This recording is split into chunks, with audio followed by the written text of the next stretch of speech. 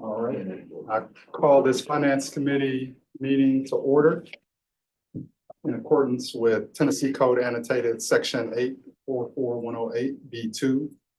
As chair of the Finance Committee, I offer the following facts and circumstances in support of a finding of necessity for the Finance Committee to conduct its March 12th, 2025 meeting without the physical presence of a quorum. The committee is scheduled to take up important matters which require timely action by the committee, including but not limited to receiving reports on budget versus actual expenses, federal grants, the State Building Commission, and tuition updates. Participation by electric means is necessary due to committee members' travel schedules and the committee's need to receive updates and information expeditiously. Accordingly, I move the committee find the participation by a quorum of the committee members by electronic means of communication is necessary. Second. The question on the motion to find the participation by a quorum of the committee members by electronic means of communication is necessary. Secretary, please call the roll. Trustee Trauber, Yes. trustee Norfleet, Yes. motion passes. Motion carries. We will proceed with the meeting with a quorum present. First order of business is the approval of the November 21, 2024 Finance Committee meeting. Oh, call roll, sorry. Secretary Brown, will you please call roll? I will, and when I call the roll, if you cannot hear or speak with any other members of the committee, or if there's anyone present in the room with you, please indicate so. Trustee Trauber, Here. trustee Norfleet, Here and alone. and that is it. We have a quorum present. Now, the next item on the agenda, the approval of the November 21st, 2024 Finance Committee meeting minutes. I do have one question for you, Secretary Yes, sir. Brown. On all of these committees, is the chair not a member of the committee, and should that be noted? The chair is a committee member, actually, yes. Okay. But I do have her reflected as well as any other board members who are present on the video stream. Okay. But I will make that correction moving forward. Thank you. Is there a motion to approve the minutes? So moved. Second. Secretary Brown? Motion is on the floor. Will you please call the roll? Yes, trustee Trauber, Yes. trustee Norfleet, Yes. and Chair Winton. Yes. All right, the motion carries. Next on the agenda, we will get university updates on several matters. First, starting with grants. I ask all in attendance for this meeting, please raise your hand and be recognized before asking any questions. I will turn it over to Jim Gray for a grants update. Thank you, Chair Trauber. Good afternoon, Finance Committee of the Board of Trustees and board members as well.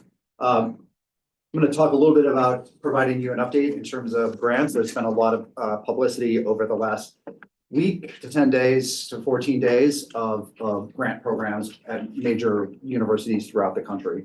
We are no exception here at Tennessee State University. So let's just talk about a little bit about some of the recent disruptions that we've been experiencing here at Tennessee State University.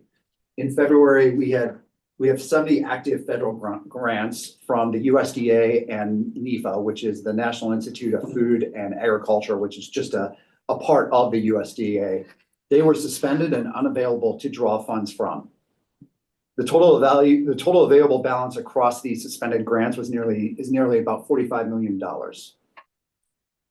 On or around March 3rd, we received notice that about 23 million of the $45 million had been restored, but yet we have 22 million that remain suspended and accounts for about just under $1 million of undrawn expenses. Of that $23 million, there is an $18 million NIFA grant with about $14.4 million of funds that are left on that grant. Right now, that grant has about almost $900,000 in undrawn expenses. If reinstated within the grant period, the undrawn expenses from the suspended grants will be eligible for reimbursements. So just to give you a little bit of background in terms of the universe, if you will, of grants, we have a team working with Dr. Quick and Ms. Johnson in grants accounting to just make sure that we've got an idea or arms around the universe of grants, if you will. Right now, TSU has available balance of more than $115 million in federal grants. That could be subject to future suspensions or freezes. These are multi-year grants. These are all in 1 year. With respect to those grants, we've identified by looking at payroll records and HR data, there's about 62 employees that are fully funded on these grants. And then there's another 112 that are funded partially on some of these grants. And finally, we've had some discussion, or we also heard some news with respect to indirect costs and impacts of indirect costs moving or being capped at 15% for NIH grants. The university has gone through those grants and estimated that the impact of that change to 15% is roughly $1 million to $2 million. In terms of what we're doing or the actions that we're working on to mitigate this risk, we've paused spending on all federal grants. Once we heard about this or found out about this on February 28th until today, we suspended grants spending on it to mitigate any sort of increasing any exposure while we assess the situation and are working with federal leaders. Under President Tucker's leadership, we've met daily to assess just what's going on in an environment, understand what is happening with respect to these grants and how we determine next steps and when, more importantly, when we can start to resume spending or when we feel comfortable that we can start to resume spending. We'll continue to evaluate the volatility as we move forward in this current landscape and potential impacts to employees, students, and university operations. I do have one update to provide you that we just found out an hour and a half ago before this meeting. Going back to this chart here, you'll see I noticed or I mentioned this $18 million NEFA grant with the 14.4 that's remaining open. In further conversations with Dr. Reddy and what we're hearing from the federal offices, it appears that grant is not coming back. That 14.4 million will be suspended indefinitely. And so we are working right now. We've identified some other areas, some other grants that over the next 90 days we can absorb the costs on these for now. But in the meantime, though, this is going to impact our people. This is going to impact the people associated with those grants. Certainly impacting tenants.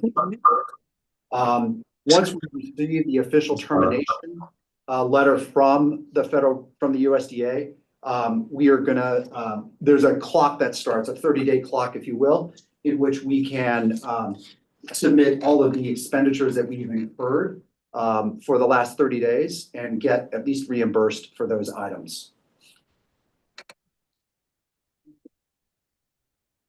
And with there, I will stop. And are there questions, or do I miss anything from your perspective, President Tucker? No, I think you covered it all pretty much. Any questions from committee members, Trustee Winton or Trustee Norfleet? I just have one quick question. Thank you for the presentation, Jim. In terms of I know that there was some comments about salaries associated with some of the grants. So for this particular grant that we're not getting back, are we expecting or anticipating to have changes in faculty or staff or any programs that we offer to any of the students as a result of these changes? Yeah, that's a great question. As I understand it, the folks that are associated with this grant, right now, we're currently going to run this through the next 90 days. So there should not be a change in terms of any of the programs related to it, the faculty involved in it, the folks that are involved in it for the next 90 days. I believe, and General Counsel Brown, keep me honest here. I believe it's 6 weeks from now, we will then notify those employees that at the end of the 90 days, their time will be done. I know the notice is gonna go out at the 6-week mark. I don't know that it's 90 days from there. I think it was less. Part of the 90-day time period that we're in, 6 weeks into Yes. this 90-day period Yes. is when we will get the notice. That was to cover the 30 days in the offer letter that was provided to even grant-related employment. The 30-day requirement is in there, so we're giving them enough notice, basically, to Exactly. allow that 30 days to run out, but we don't incur that expense. Yes. Okay, thank you. Can I ask a quick question as well? Yes, sir. In addition to this, just the faculty and staff conversation, do any of these grants impact, or especially the NEPA grant, does it impact any scholarship or graduate assistant scholarship opportunities for students? Not that I'm aware of, but we will take that as a follow-up and get back to you on that. I do believe there will be some students impacted by it. Yeah. I'm not sure if Brady has a number yet that he can talk about on that. Maybe- No, it will impact some students. We have, I think we have 6 GAs. I believe that's what it was, 6 GAs. And currently there are 33 students, undergraduate students who get scholarships. They won't be affected this year, but they won't be eligible for that scholarship come this fall. Okay. And I would add to that, we're working to identify other opportunities to the extent that there are other, graduate assistantships or scholarships available to students. So we're running through that process now.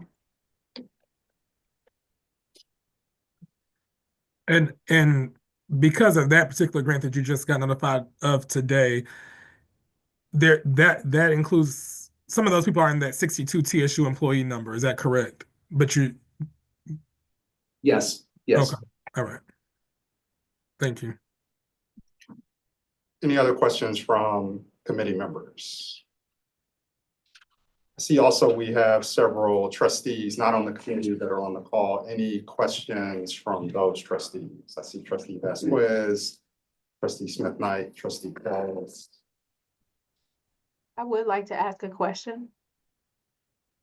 This is trustee Smith Knight. Yes. Recognized. I know we are going to notify employees, but are employees currently aware if they are working on grant? Are there any that were specifically hired for those grants? Yes. And so they are aware. Okay, thank you.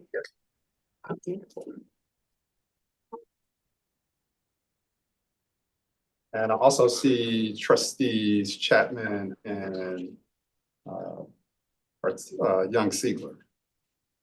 Any other questions from trustees not on the committee? Not at this time. I'll get acclimated as y'all continue to talk through. Thank you. I have just one question with all the flurry of activity coming from the federal government. Generally on a day-to-day basis, how are we keeping up with or tracking different movements?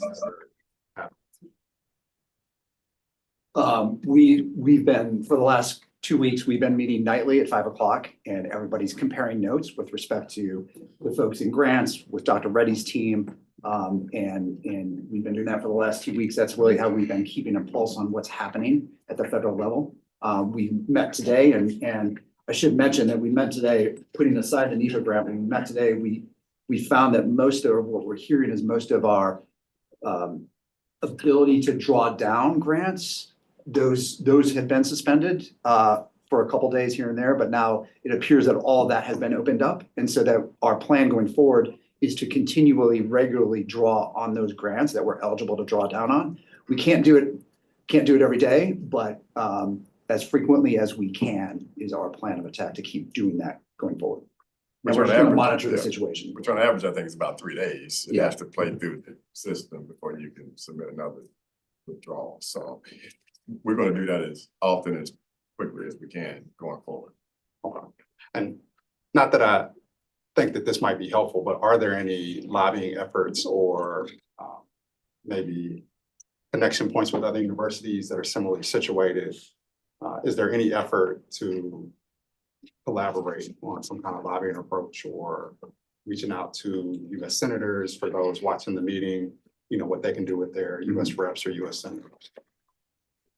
Well, as it relates to ag, kudos to Dr. Reddy because he has a lot of personal relationships in Washington, DC, and also has spoke to some senators as well. And his confidential information that he has provided to us, I'd say has been pretty accurate in terms of what steps were being taken behind the scenes without exposing his sources because of the concerns around that. But I think he's pretty much close to the White House with some of those, especially in the top tier of the agricultural department there. So he's been very on point in terms of his recommendations. So we haven't overreacted as a result of what he says, but he can't put it in writing. Right. So, but so far, I said he's met in about 90% of everything he believes is going to happen has happened. So that's why we have a high degree of confidence about this last thing. It probably won't come back, by the way. But because of that relationship, we haven't done any specific lobbying, but there's a whole lot of people out there lobbying the same thing. And there's some injunctions that are taking place, like on the 15% cap, that we can just ride along with those, I believe, right? The flip side of that is sometimes, to be honest, is I think sometimes them really goes too far the other way in terms of talking about a few things to the state, but that's a whole nother story kind of thing. But as it relates to the federal government, he's got some great contacts. All right, if there are no other questions, we can move on to the State Building Commission update. Yep.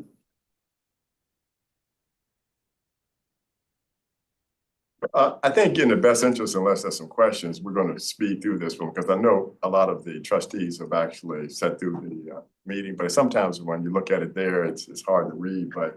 But the highlights on the first slide, I won't take you through all of those. We were just trying to establish to the audience that were listening in on the progress that we've made since the last time we presented, which was in December, I think, right after I started, and said, okay, here's what our area of focus, here's what we want to accomplish. But more importantly, talk about the things that continue to establish credibility with them around doing what we say we're going to do. Primarily, that's the cash flow analysis that we had, and the feedback we got in the first meeting was, are you going to be able to cover all of those things? Because everything has to go right for you to get there.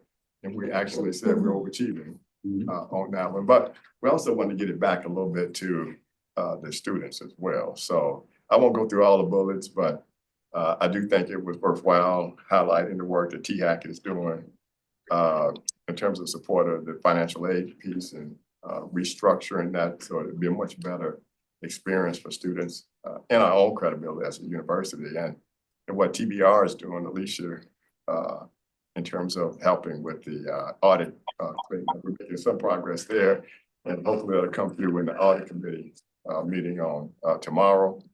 And that's pretty much it. Other than I wanted to highlight with them that we're in effect rebuilding the finance and accounting team, and without the resources that we have for Jim and his team, and some of them around the table today here at the meeting, has been very instrumental in us putting together the financial reporting and, more importantly, the five-year model, because we would be really in a challenging state if we didn't have those resources. That was a nice way of saying, well, maybe y'all would pick up some of the cost of that too at the state level, but so far we hadn't heard from anybody. But anyway, go ahead. Sure. At this point then, what I structured my comments really around three things. One being, what is our need? What is our ask? Second one being, what are some things or steps that Tennessee State University has identified that it can Jim, can I say something? itself? I'm sorry to interrupt. Absolutely. I think there's one small niche I think that most people know, and the outcome that came out of that meeting was for the front end load that we did on individual meetings with members of the commission, on power, and the group individually. And I want to shout out for Stephen because he was the first person we talked to, and we used those opportunities to develop individual personal relationships with each one of them. But at the same time, calibrate the final presentation around what was important to them. So by the time we got to the actual commission meeting, Mopop is an example. he acknowledged the 544 as being close to that and believe that's the right number. And I said, well, all I need you to do is say that tomorrow. And he did. So really the outcome was set up on about and structured with the individual. But go ahead. No, that's right. That's exactly right. So when we talk about the ask, this is where we talked about the 250 million that's already been appropriated by Governor Lee and the legislature. And really what we're looking to do here is expand the use of those available funds that are left, which is about $150 million, and grant us the ability to use those, in addition to deferred maintenance and capital, but allow them for operating purposes as well to help us build a bridge to sustainability. And the bridge to sustainability is what I'll get to here in a moment. But before we do that, in terms of some things that Tennessee State can do itself in terms of targeting its deficit, we identified really three main areas, one being scholarships, two being personnel costs, and the third being non-personnel costs.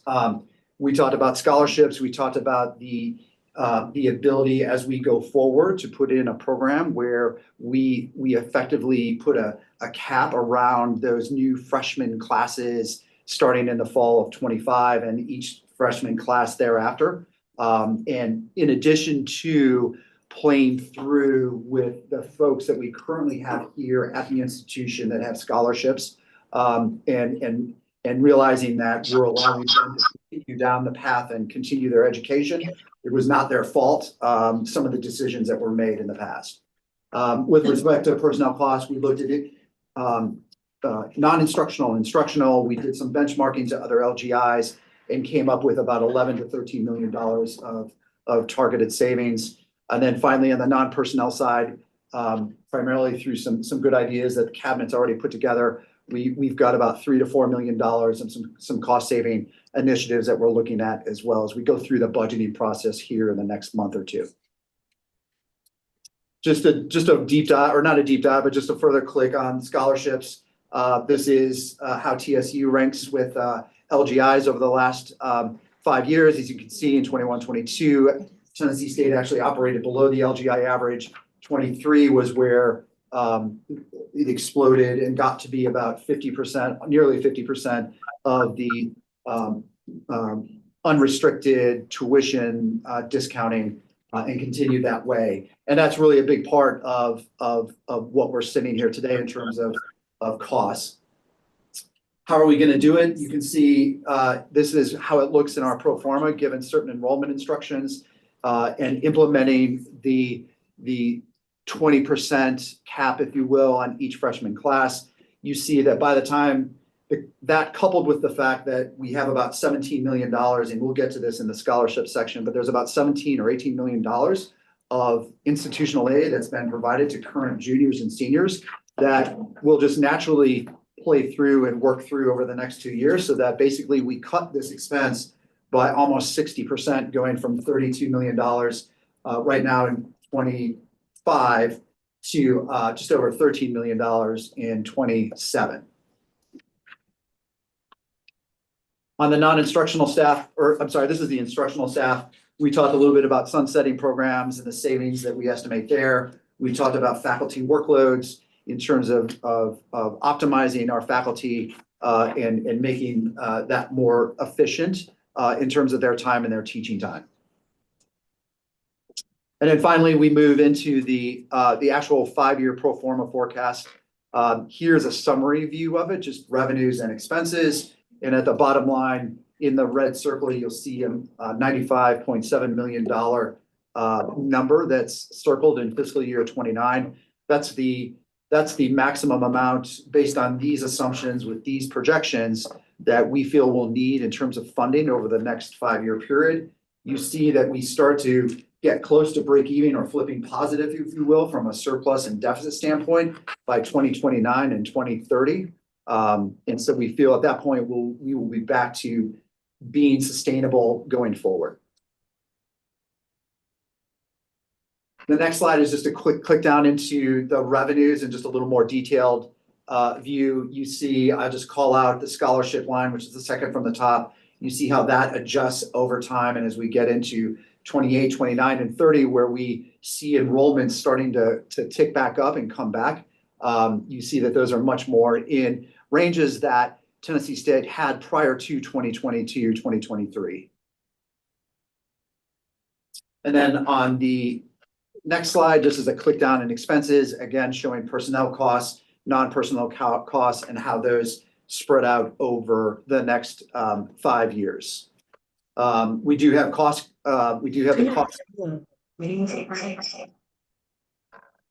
Sorry, was that a question? Okay. Okay. And then finally, before I hand it over to President Tucker, and President Tucker mentioned this on the 544, this is where we kind of do a summary of, here's the $150 million. Here's our, in that middle box now, here's our $95, $96 million of operating cash, if you will, that we need through fiscal year 30. As folks know, we don't have any cash reserves here, and so we need to build that cash reserve balance back, and that's the $45 million that we envision as a cash reserve. That leaves about $13 million of capital left to deal with any sort of deferred maintenance items or other things that come up. In the bottom box, you'll notice there's the 544 that we've talked about with respect to the underfunding.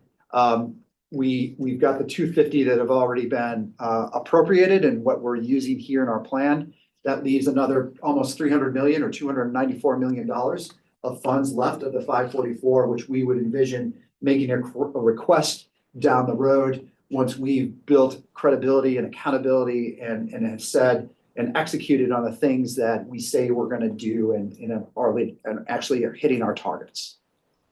You want to reconcile what could be the 151 versus the 154? Yes, there is a question, not a question. Let me go back to this slide. Yes, this slide right here. If you look at the middle box there, you'll see it starts with $250 million. There's about $63 million of projects that have already been committed to for fiscal year 25. You'll notice there's funds there from the ag building related to the ARPA funding. You may recall in November, we received about $32.2 million of ARPA funds. That was a reallocation from an ag building. The value of that is actually $35 million. So we should adjust this schedule to accordingly. So instead of 154, it'll be 151 and some change if I change the 32.2 million to 35 million. Was that just an increase in the cost of the building, or? No, it was the state had the state had allocated $35 million for that project. We had received 32 million of it. And so they count the 35 as the value for the 32. All right. And then in closing, I just wanted to cover with the commissioners that why this bridge to sustainability is important, especially starting with students whose, parents, at least in conversations I'm having with them, can you commit that if my child enters this fall, will the university be around for them to graduate? Same thing with students in between that said, hey, I'm a junior, but should I be concerned that I can graduate from Tennessee State?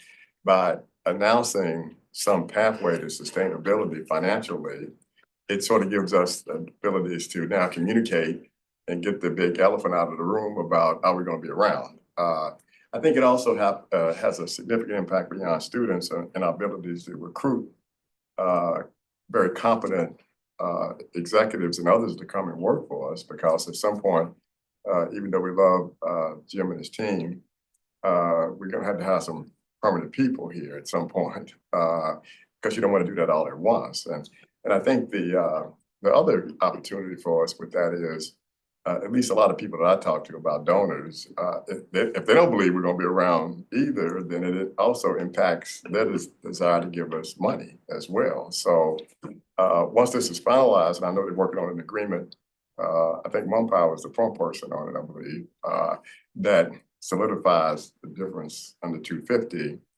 Then we can talk about it publicly around where the organization is now in terms of a better place. So it has a pickup for across all key stakeholders.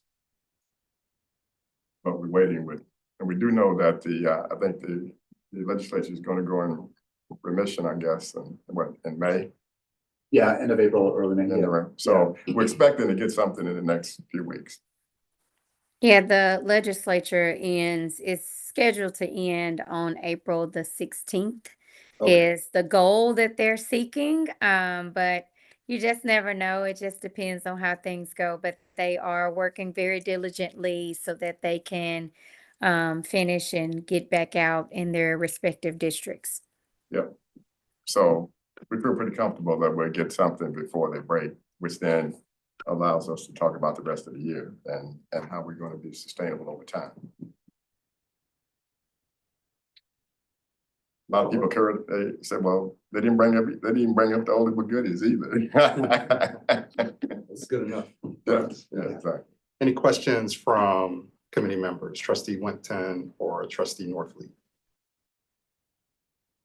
And for all of you who want to hang out with Mom Powell and everybody else that volunteered to come have lunch with us, it's going to be on the 25th here on campus.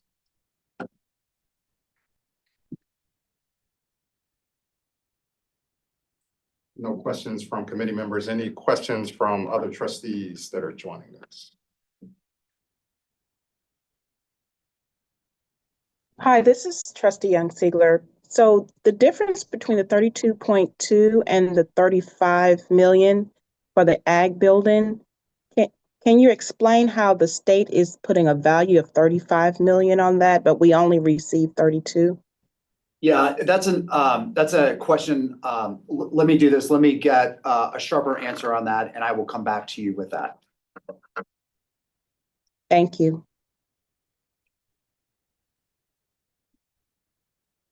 Any other questions? I have one question. With the reduction in scholarship, do we have a pulse on how that may affect enrollment? I know we're projecting enrollment to go down, but, and I'm not a math whiz, it doesn't seem to, be necessarily in proportion to the reduction in scholarships. So how are we going to manage the enrollment of students that would otherwise come to TSU that may have in the past 3 years received some type of scholarship or tuition reduction or forgot the term that you frequently use, discount. The discount. The tuition discount. Yeah. And now those students would have to find other means of aid to support their learning.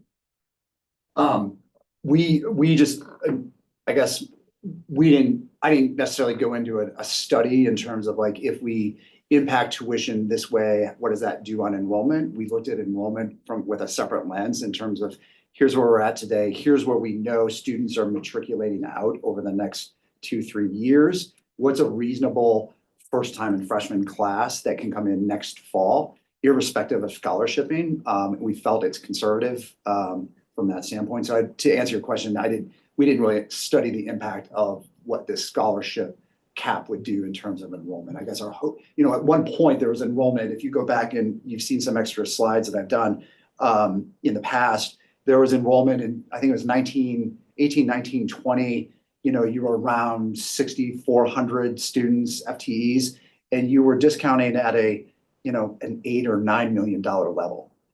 So this isn't precedent what we're doing or where we're moving today. That has been done before in the past at Tennessee State, is how I would answer that. Yeah, but to your question, it's going to be a little art, the science of having that balance between the enrollment and achieving the goal to get to 20% on the scholarship piece. And we're meeting daily about that one now. I think you're going to talk a little bit about what we're going to do with scholarships in terms and tuition. Right now, I think as of our meeting today, on the goal to get into 20%, we're right at 25%, I believe. Right. Yeah. Right. So that's a significant pickup, but there's still some challenges around scholarship needs for the athletic department. The band, I think we're pretty much there in terms of some reductions there that are not overly burdensome to the band, but at the same time spreads the requirement across everybody. And I think on the merit side, we're definitely picking up more students who are more qualified to come to TSU. But we got some more work to do on that.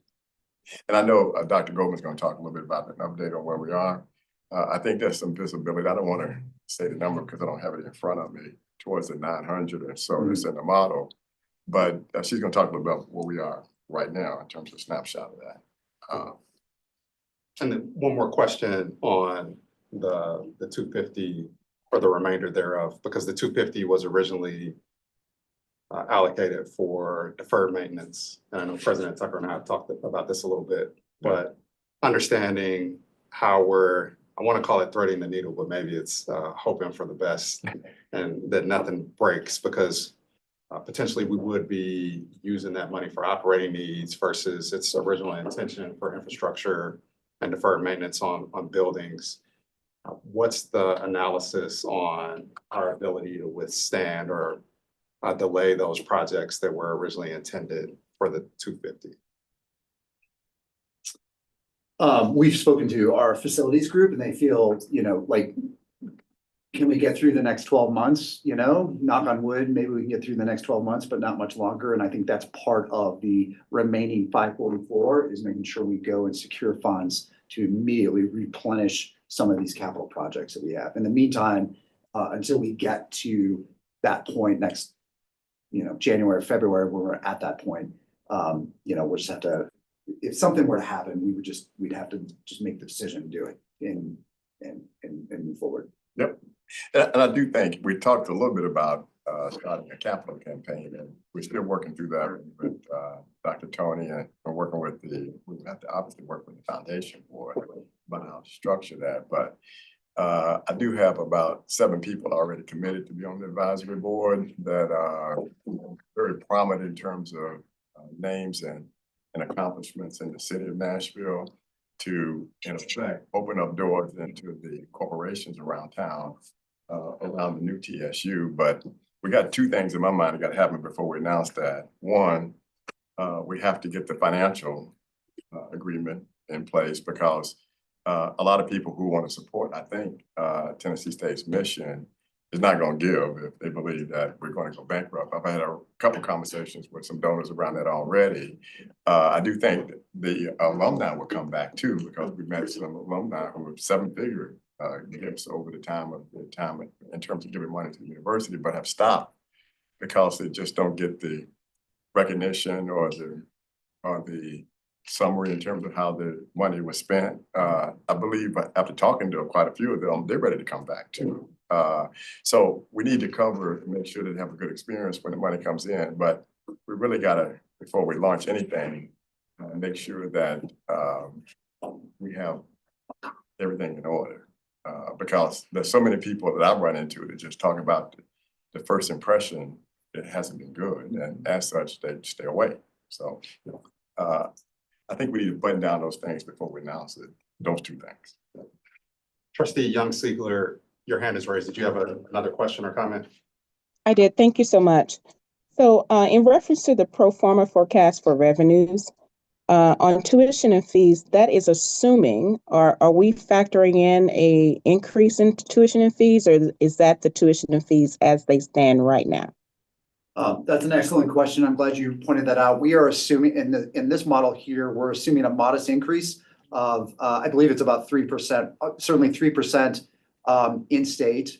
And I'll get to this when we get to our tuition discussion, but we would modeled going to 1 out-of-state rate. I think by 2028, we would be at 1 out-of-state rate. And that was just a 3% increase. Right. So it's a nominal increase in tuition and fees. And we're going to go into detail of that in a few minutes. Yeah, you'll see that detail when we get to the tuition presentation. And I think what next is the budget, I believe. Budget versus actual, yeah. Yeah, and before we do that, I think it's worthwhile for the trustees to know that we're going to have a whole different process this year in terms of setting up the budget. I think last year was really top down. It pretty much came from the CFO and said, okay, here's the budget for us to approve. Starting this week, we're starting individual budget meetings with all the cabinet members who have the accountability for the budgets and we're going through their org charts first. To your question, we'll send it to you because we're just still updating them. But we're gonna go through every department, trying to understand the reporting relationships to ensure that we don't have more than 5 layers between the entry-level job all the way up to the president. Because if you got 7, 8, 9 layers, then you're an inefficient organization, too much bureaucracy. The other thing we're gonna be looking for in that process and discussion with them is to say, okay, what's your span of controls? If you have a AP reporting to an AP or a director, just one person, then that's not efficient either. So we want to maximize spans of controls. What that's going to do is give us visibility across the network in each department where there's opportunities to strategically take out staff. And then as part of that process, we're going to have a discussion about the high performers and those that are not performing, which then gives us some visibility how to address with that. But more importantly, they're going to be accountable for their budget. So we're going to have a discussion with them around the budget that they believe is the right budget to put in place for the board to approve. So that is accountability with the stakeholders around that. Did I leave out anything? So at that meeting is going to be Jim, myself, Alicia. We're going to follow more typically what other universities do in terms of building those budgets and having the accountability along the way. And then I think Valerie is going to be there, and then Bradley. Yeah, and Kiana, yeah. So in fact, got to come before the group and talk about how you're going to take out additional costs and achieve the budget that you own going forward. And those have to be tied to the pro forma that we have communicated to the SBC. That's right. Yeah, That's right. so it all ties together. You can't get a budget approved by the committee unless it all ties to the assumptions we have here. We had a question come in relative to the Saudi funds. Can we give an update on that?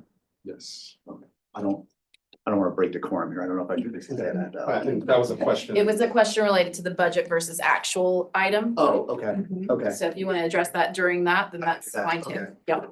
Is that a question from a trustee or? Yes, it's from Chair Winton. Okay, all right. Sorry, let me know in terms of how. to handle Sorry, that. yep, that was a new thing, Yeah.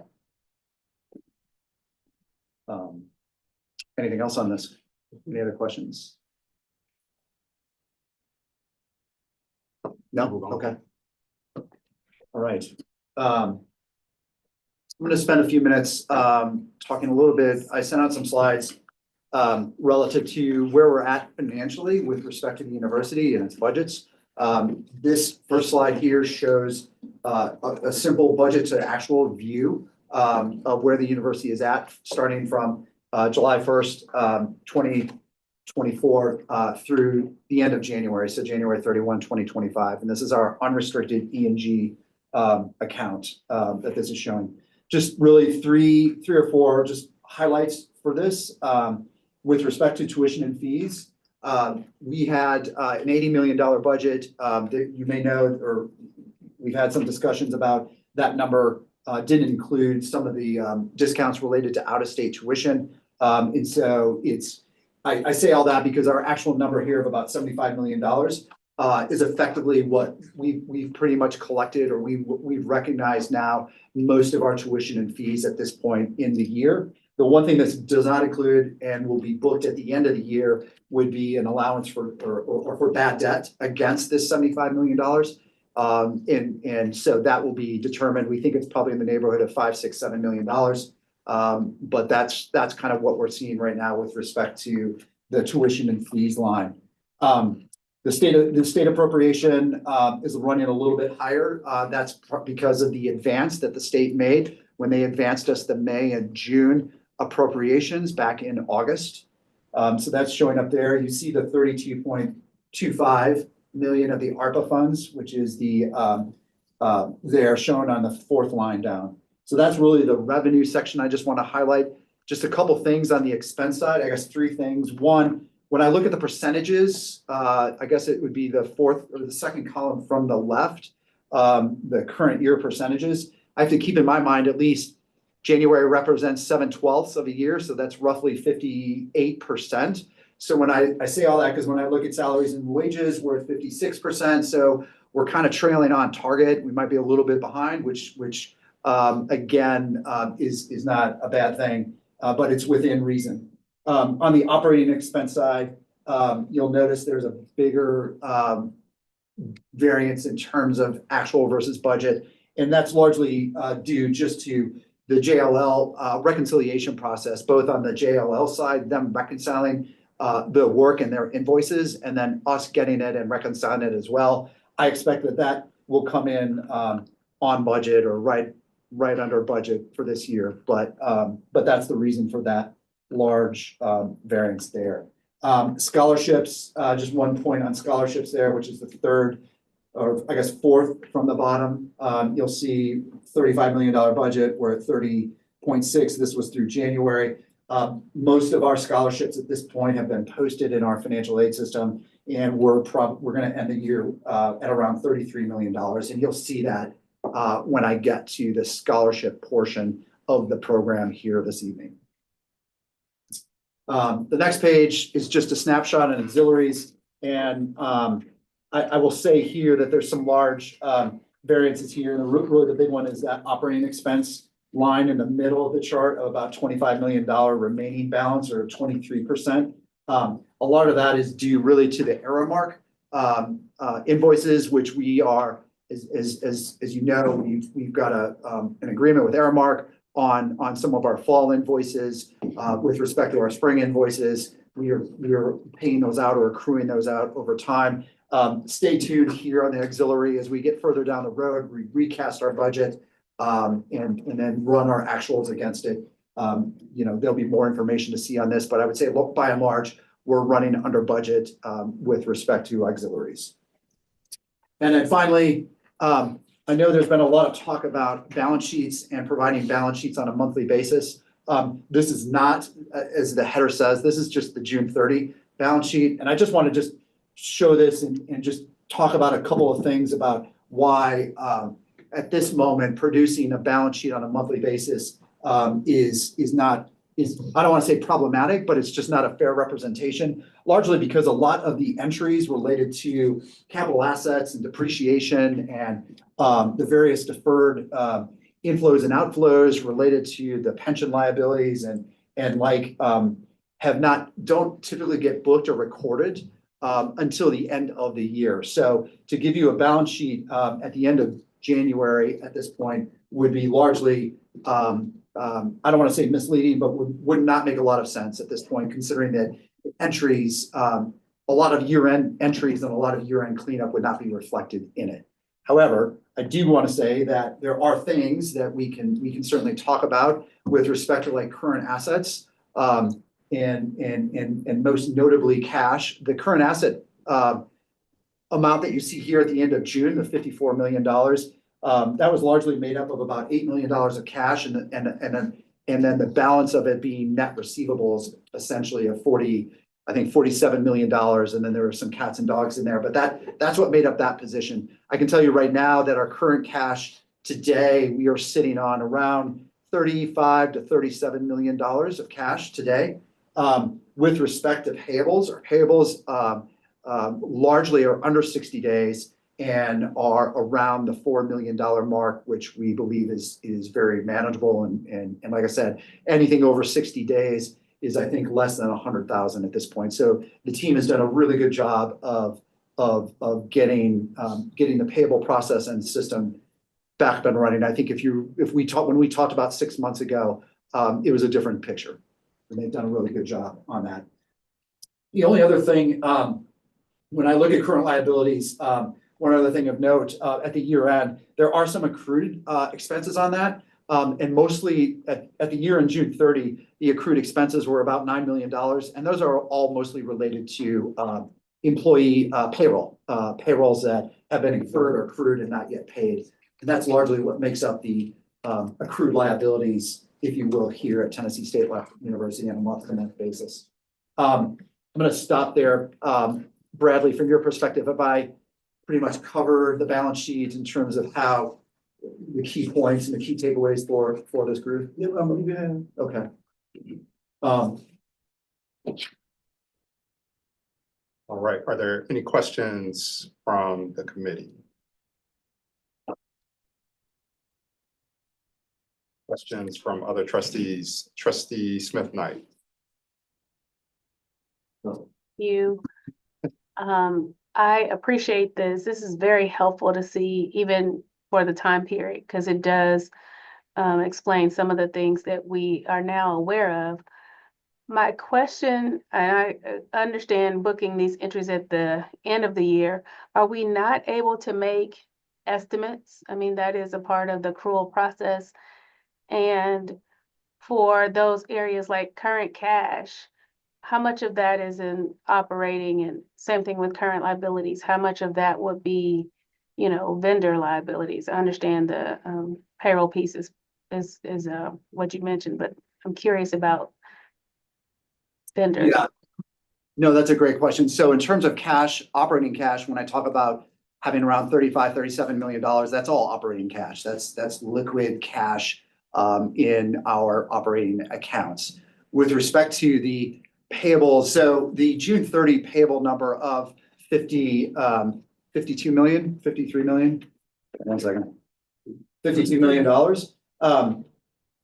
Keep in mind, so that a portion of that, 24 million of that, almost half of that was related to accounts payable. You remember that we came into this year with payables that were late. It was almost like 14 or 16 million dollars of payables from the prior year that was booked on that. I have to say that we've now, given the liquidity that we've had over the last several months, focusing on vendors and partners that are working with the university. As I said, now we're at maybe $4 million of vendor liabilities, if you will. And so I don't know if that really answered your question, but I'm just trying to shed some light on that. Yes, and understanding why can't we use estimates? Oh, right, the estimates. Let me come back to you on that because I don't have an answer. I'll come back to you with an answer on that. And Thank you. I just say that because I'm still a recovering CPA, and so my days of estimating OPEB liabilities and some of those other I need to just give it some thought to give you a really thoughtful answer on that is all I really want to do. No, I appreciate that, and more so on the capital assets piece. That Yes. like if we had a great depreciation schedule, that would be easier to do versus looking at it year end. Yeah. A good question. Yeah. I'll come back to you with a thoughtful answer on that. And similar question, but looking at the budget versus actual. And if I'm thinking about this or recalling correctly, I believe at our last board meeting in November, we had a little bit of discussion around the ability to forecast and understood that there were some complications with that. Has there been any movement towards a better ability to forecast working with the departments? It sounds like the budgeting process for next year will be a lot better. And Exactly. we'll probably have a lot better movement towards each party having accountability and Yep. being able to forecast. But are we still not at a point where we can get somewhat accurate forecast now? I would say, so I would answer it this way. So you all came on board in June, you had a budget that was put together that I don't know if any input was put into it, right? And then fast forward to October, there was this recast done, or revised budget was submitted, which there was a little bit more work done on it with Dr. Burnett and some of his group. I would say the benefit of the budgeting process for Tennessee State and Tennessee for that matter, you get the ability to reforecast 3 times a year. And we are getting better at that. That's getting better. And I think this budgeting process that we're going to go through, I think everyone is going to know their budgets. Everyone's going to understand their budgets. They're going to understand their drivers to their budgets, which is something that they never necessarily had to do in the past. And that's the abbreviated version because ideally because of the sort of late start in the budgeting process, the next time around, then we'll go down lower in the organization and come up. So, but and there is you will be getting I think they refer to it as a recast budget in April, I believe, which will then be even further updated on where 25 is going to end. Any other questions?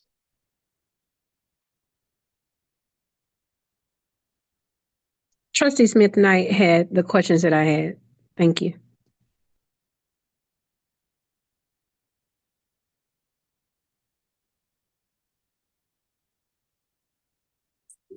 Tuition then? Everybody's favorite. Okay.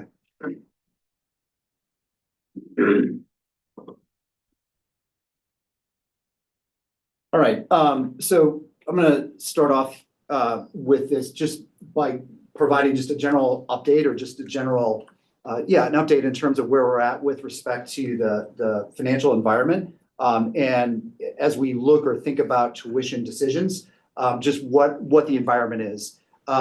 Just to repeat, as we know, this group knows, our enrollment has been, in the spring, has been outpacing our estimates by about 600 students.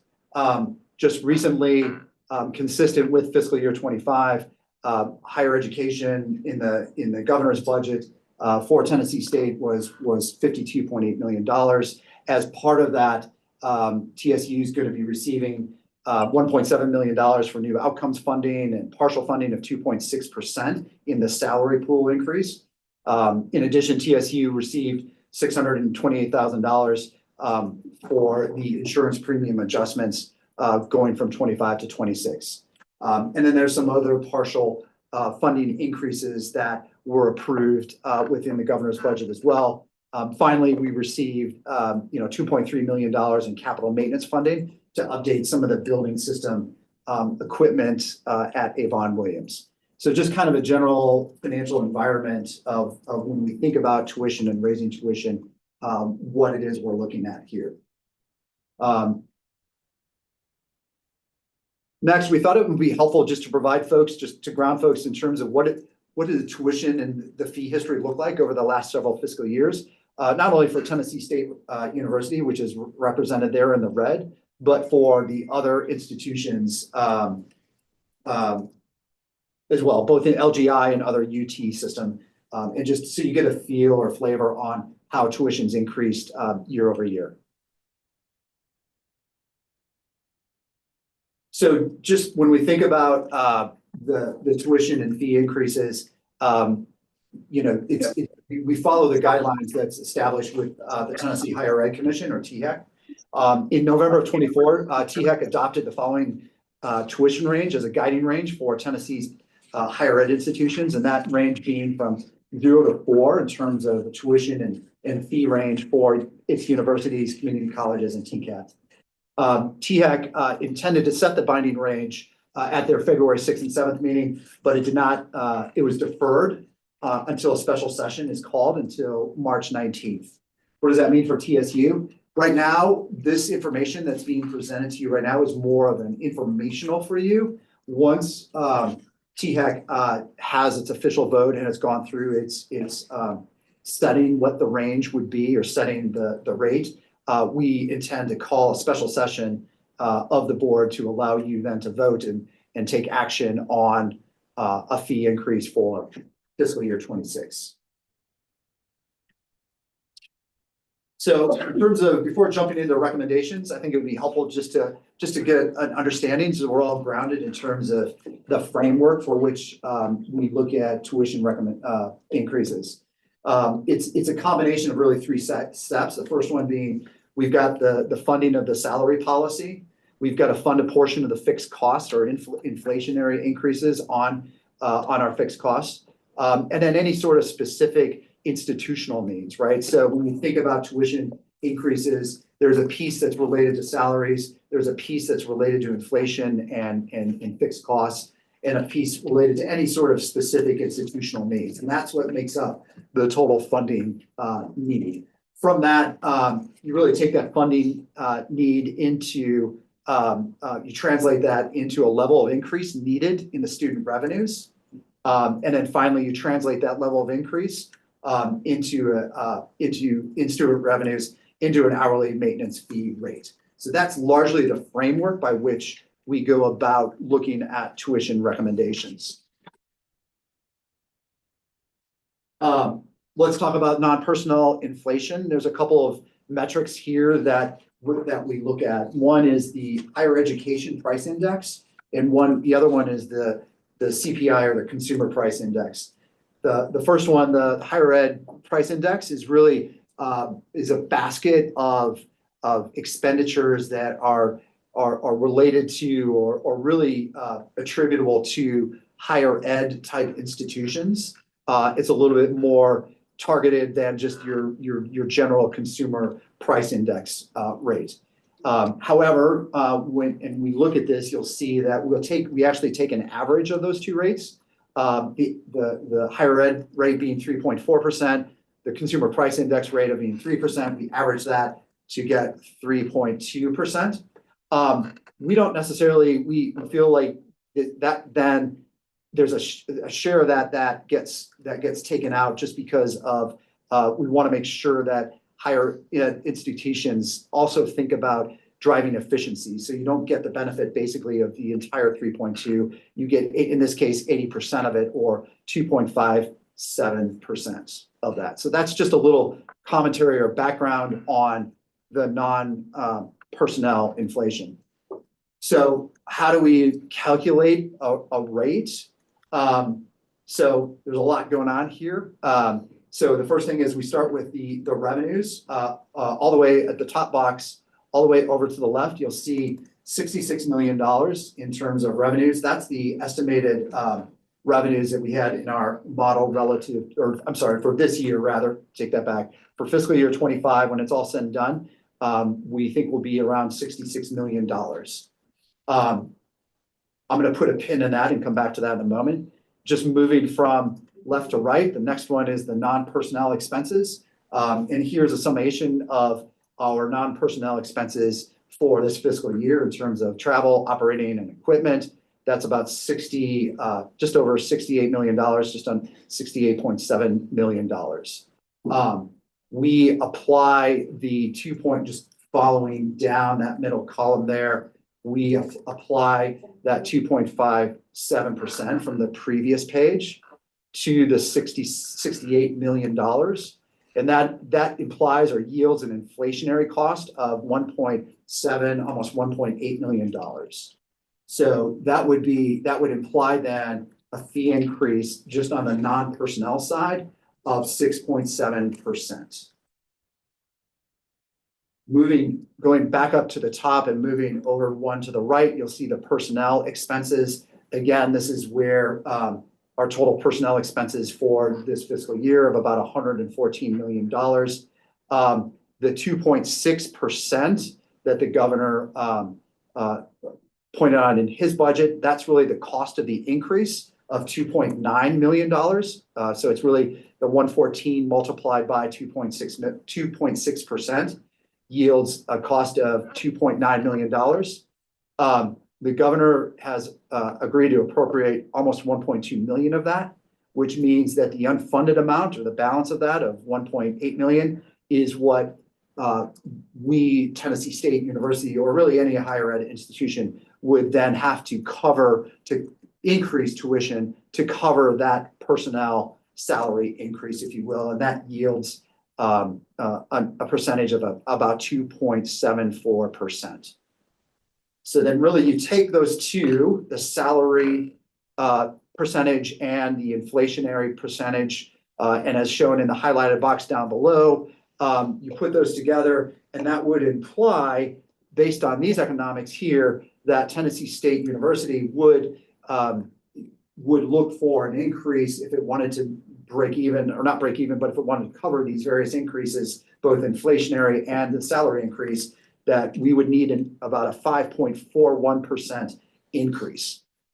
If you go to the, if you just go to the left of that yellow box, you'll see right now the guiding range, as I mentioned previously from THEC, was 0 to 4%. So in this case, a recommendation would be if the maximum is 4%, we would at least recommend a 4% increase, because we would need, again, 5.4%.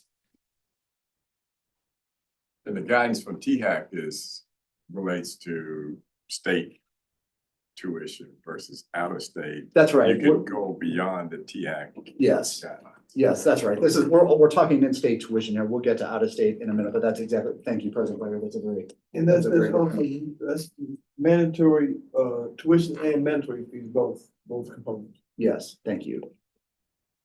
For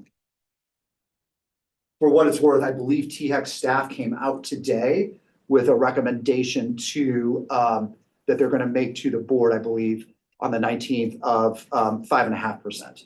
So that guiding range, when these materials were prepared and sent out to you, we were given that range of 0 to 4. Right now, their recommendation, I think, will be 0 to 5.5%.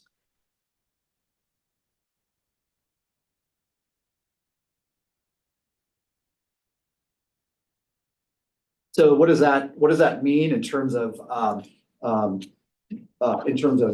credit hour per credit hour? And this again is just in-state tuition. You can see all the way over to the left, the fiscal year 24 and 25, the base hours of $307. You see how down below we've got the LGI and UT average, and you can see how that matches up with the LGIs and UT averages down in the little bottom box there. What we did then in the columns immediately to the right is we just showed, what does it look like if it's a, just under a 4% change, a 5% change, and a 6% change, the impact on dollars per credit hour, and the change in terms of per semester credit hours, and what that looks like in terms of these increases at a 4%, 5%, and 6% increase. Again, just the next slide, here we are just comparing the LGIs in the UT system compared to Tennessee State University. This includes both tuition and the mandatory fees. You can see that Tennessee State is right around 385, right there in the middle of the table, all the way to the right. And you can see where the other LGIs and UT system institutions stack up compared to that. You'll notice that Tennessee State is certainly is one of the lowest in the state in state tuition.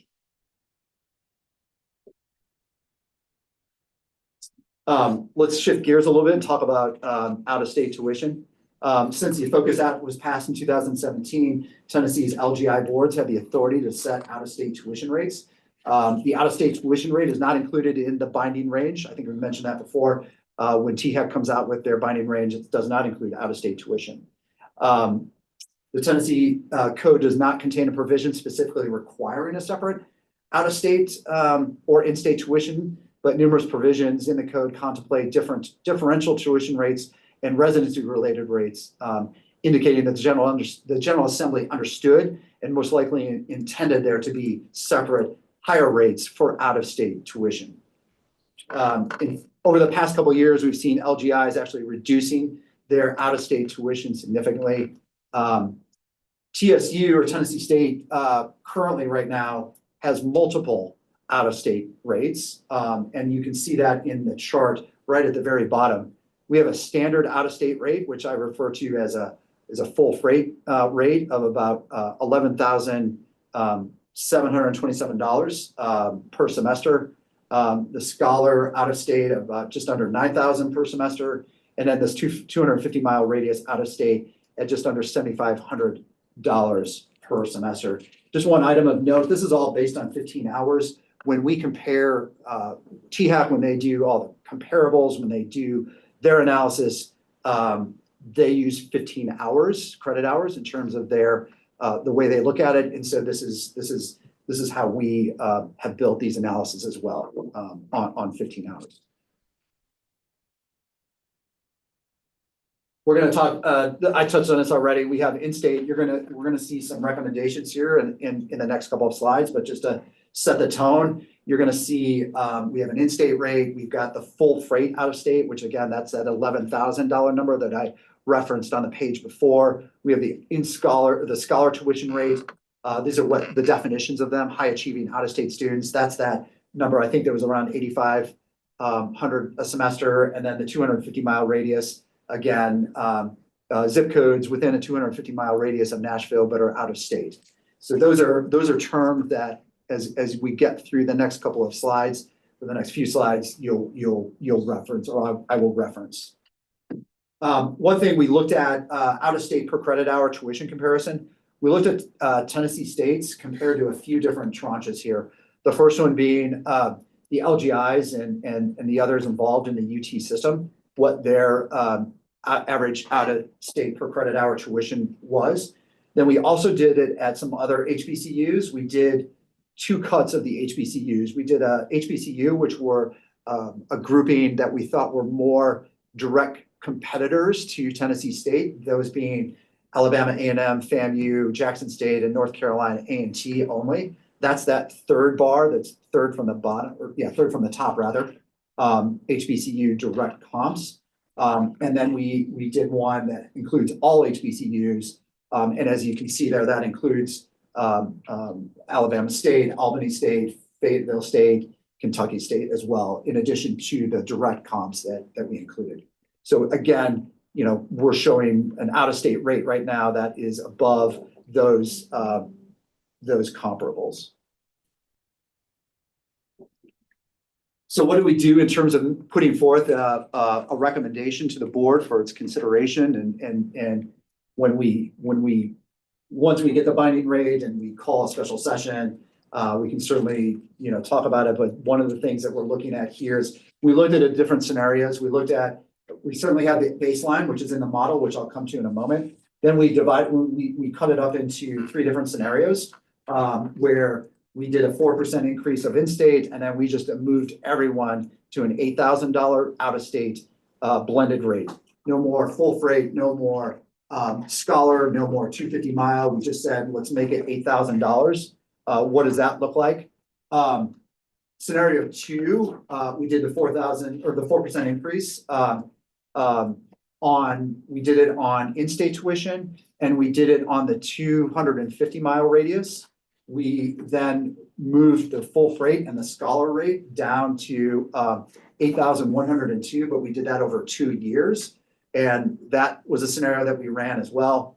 And I think the final scenario that we ended on in terms of if we had to make a recommendation to the board today is scenario 3, where we do a 4% increase for, again, in-state, and we do a 4% for the 250 mile radius, but that we leave the full freight and the scholar rate the same as it is this year. Next year, in 2 years from now, we move it down to 8,102.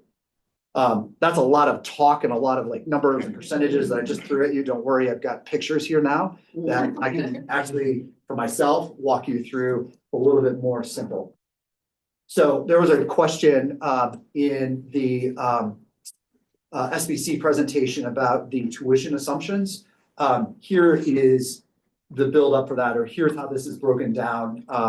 When you look at the 4 components of in-state, you look at out-of-state full freight, you look at out-of-state 250 miles, sorry, and out-of-state scholar. And you can see the assumptions over the 5-year period. In the model, we were, in the case of in-state, we were moving that up around 3% every year throughout the time period. In the full freight, the next one down, and I'm referring to the table at the bottom, the out-of-state full freight, we moved down, not in one fell swoop to 86, but we move it down over time, so that by the time we get to fiscal year 28, you're at 81, 86. And that matches up with the out-of-state 250 mile and out-of-state scholars as well. On the out-of-state 250, as you just follow along from left to right in the model, you'll see it's a 3% increase from 26 to 27 to 28 and then onward. That was just increasing that again to bring it closer to that 81, 86. And then the out-of-state scholars, similarly to the full freight, a slight decline over time, eventually getting to that one rate in fiscal year 28. A lot of numbers, but I think this in a simplistic fashion lays out to you the assumptions that are in the model in terms of the rate increases when you look at the 4 different categories of tuition here at Tennessee State University.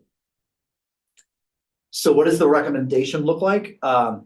here, this is that scenario 3. This is where if you can look at it, if you look at in-state, we move it from 25 to 26 to 4%, and then 4% from 26 to 27. The out-of-state, we leave constant in 26, but then we bring it down in 27 to 8102. The full freight, we increase 4% from 25 to 26, and then bring it down in 20, or no, we would then bring it up in 27 to match the full freight out-of-state. And then on the out-of-state scholar, again, leaving it constant, similar to the full freight, but eventually bringing it down to 1 out-of-state rate by fiscal year 27. The graphs up above, the one thing that when we start talking about tuition and we start talking about revenues, I always like to make sure that we're grounded in what we've communicated and what we're telling people. As now we have a pro forma that is out there for folks to see. And that's what this baseline numbers are. You can see them kind of shaded.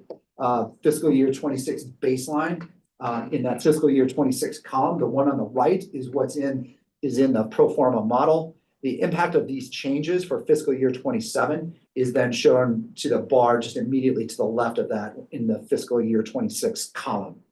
And you can see it's like a slight increase, about a $2.3 million revenue pickup, if you will. And that's largely driven by the marginal increase you make in the in-state and the out-of-state 250. And then you'll see in 27, there's largely not a big difference between those rates and what we have in our pro forma model.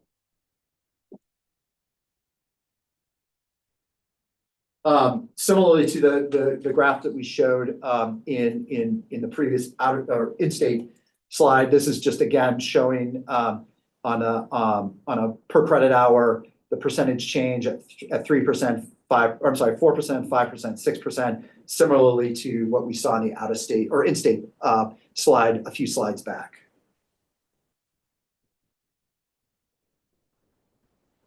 Finally, let me just move in quickly into the non-mandatory course fee requests. Here's just a summary table of some of the amounts that as we speak with some of these departments, some of the proposed increases that they're seeking as well. Along with that, we have a meal plan recommendation. Right now, we are not proposing an increase to the meal plans. And then finally, there's housing recommendations. Again, with both showing what the actual year for 25 is and what the proposed increase would be. I think this is largely just related to about 3%.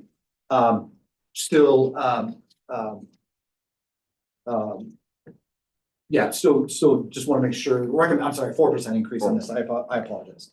Too many percentages in my head. So 4% on this as well, on the housing recommendation. And so I think that concludes this portion of the presentation. Again, this is for informational only. No actions required from the board at this point. However, as I mentioned before, once THEC has once they set the binding range, we then would recommend holding a special board meeting and present, answer any questions that you have, and also then make a more formal presentation in terms of a recommendation for your consideration to vote on. Have I missed anything from your perspective before I? No, other than that, we did do a benchmarking on the non-mandatory fee request that went up current to proposed. So Alicia put together a nice summary of those for us. And I think only on the biology lab was it slightly higher than what the rest of the LEIs are doing. So those seem to be falling right in with other universities charging. And I think I guess last time around, if I remember correctly, we took a vote on the tuition in the June meeting. So I guess that's an option if the board wanted to do it that way, but we was thinking that probably be better to do it ahead of that meeting. But I guess that's the board decision. So have a specially called meeting ahead of June. Yeah. Tuition. Yeah, we would do that. And we would also include scholarships as well. Because the scholarships, as I get to that, that'll be informational as well. No specific action. Would that affect, because I guess the budget, we would approve the budget in June. So we're gonna be ahead of the budget. Is that gonna have, I guess from my perspective, it would be easier because that would then set our revenue from which we then would build up the Yeah. budget. But we leave that up to the board. I think we sort of liked in the internal discussion, scenario number 3. But we're looking for feedback. That's right, we can, yeah. All right, questions from committee members? Yeah, I had a couple. Just going back to I think it was maybe 3 or 4 slides back. I'll tell you when to stop. It was before the great little charts. Keep going. It was closer to the front. What I'm trying to figure out this one, in terms of calculation of need, I'm trying to reconcile where the funds come from. I mean, I know we get a certain amount from the state of Tennessee, and we get a certain amount of funds from the federal government, and then we also get funds from the tuition and fees. So I'm trying to figure out where is that listed in this calculation of need.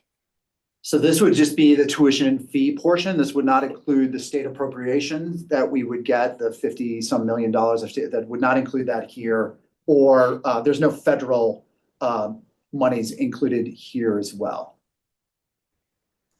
Okay, so I guess that maybe I just need a little bit of a step back and to help me get the bigger picture here, because we have this portion that basically says, hey, we need to go back to the students and get some additional funding, but I'm not seeing how it's all reconciling together.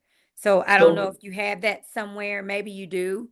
And it doesn't have, I don't have to have it right now, but just before we get ready to have the special call meeting, then it would just be helpful to kind of get a bigger perspective of this versus just a granular look on just the tuition and fees. Yeah, no, that we will certainly do that. I guess from my perspective, when I look at this slide, or well, actually, I don't even look at the slide. When I take a step back, when I think about tuition and I think about how universities set tuition rates, the federal funds, that's all, typically tied to like federal grants. You've got the state appropriation out there, but that's covering certain things as well. When I think about the E&G budget, when I think about operating the university, right? That's where I look at, there's the non-personnel cost of this, and those go up every, inflation happens every year to about, 2 to 3% every year. So that has an impact on our non-personnel expenses.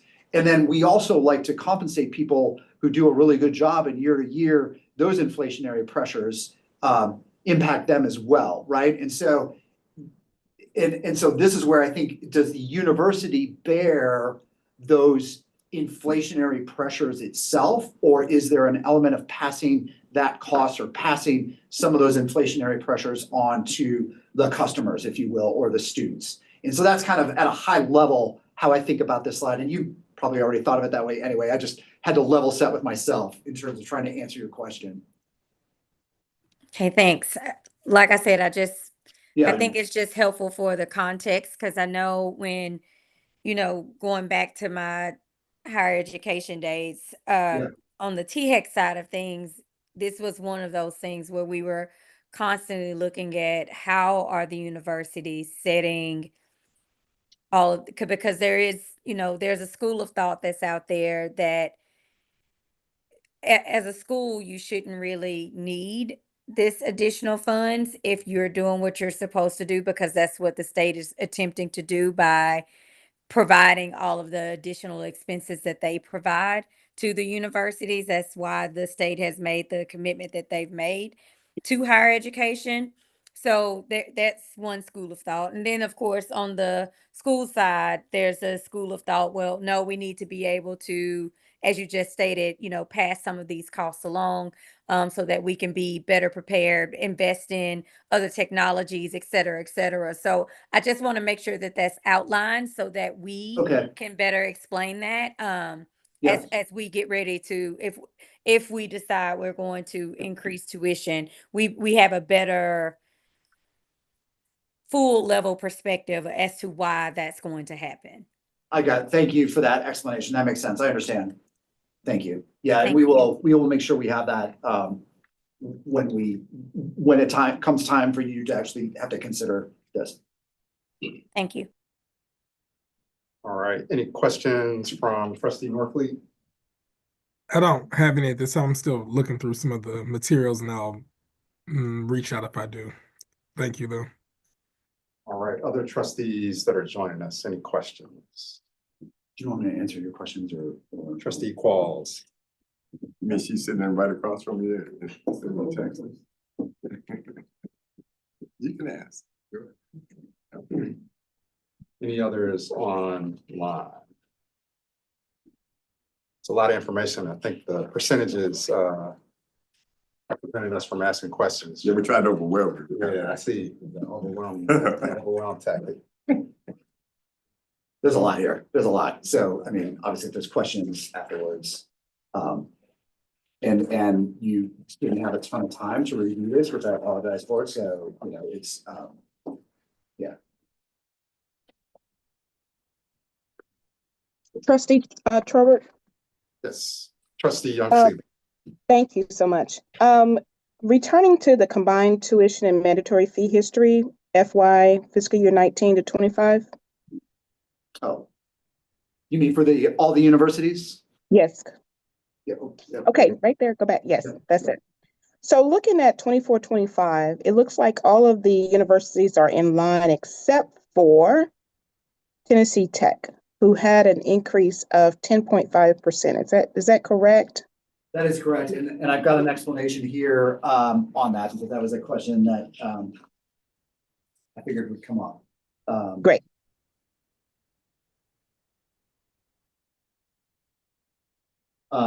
So the explanation that I've received on that is Tennessee Tech had historically two rates, one for students starting before 2020 and one for students starting after 2020. So probably something obviously going on there with COVID.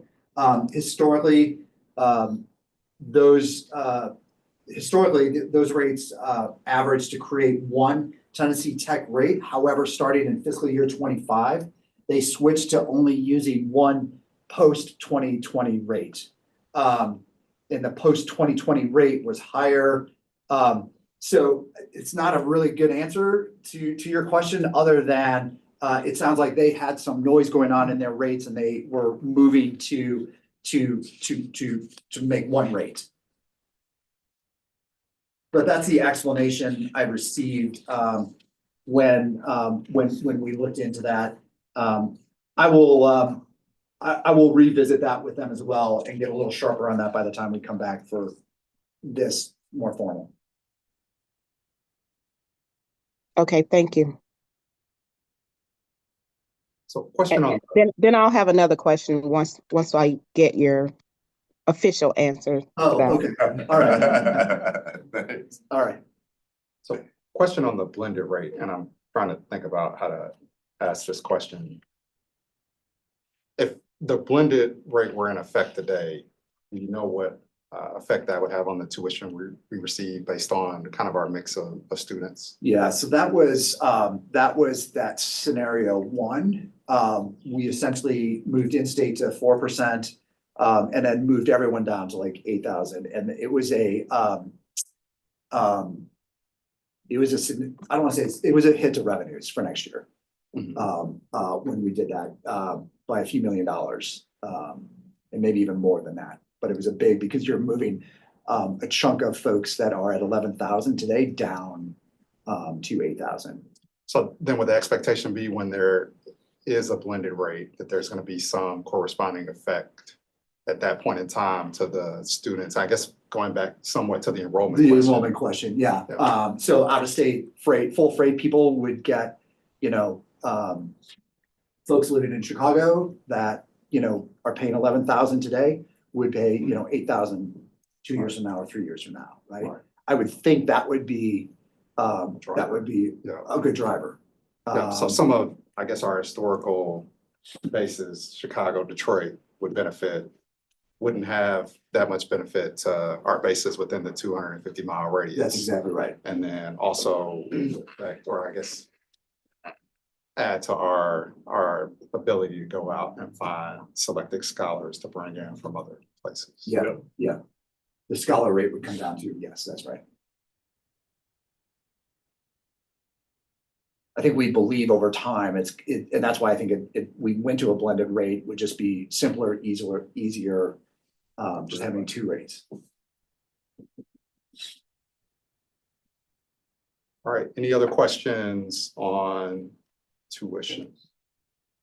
I expect, Jim, you're gonna get a lot of questions after this meeting. Oh, scholarships too, can't wait to get it out. You guys are keeping note there for me. Yeah. I make a lot of promises there. All right.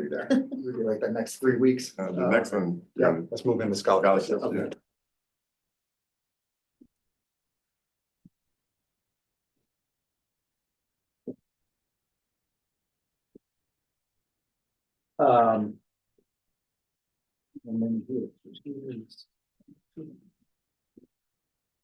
Okay, so I thought to start the scholarship portion of the presentation, I thought it might be helpful again just to ground folks on the history. And you all have seen this slide represented before, but it was just a good point to start in terms of historically, when you go back and look at the level of discounting or institutional aid that was provided, that's represented by the sky blue color here in these charts. You've got the dark blue, which is your net tuition and revenue trends. You can see back in again, as I mentioned previously, fiscal year 19 and 20, you're around 6,400 in terms of enrollment, and your institutional scholarship or discounting, was in that 9 to 10, $11 million range.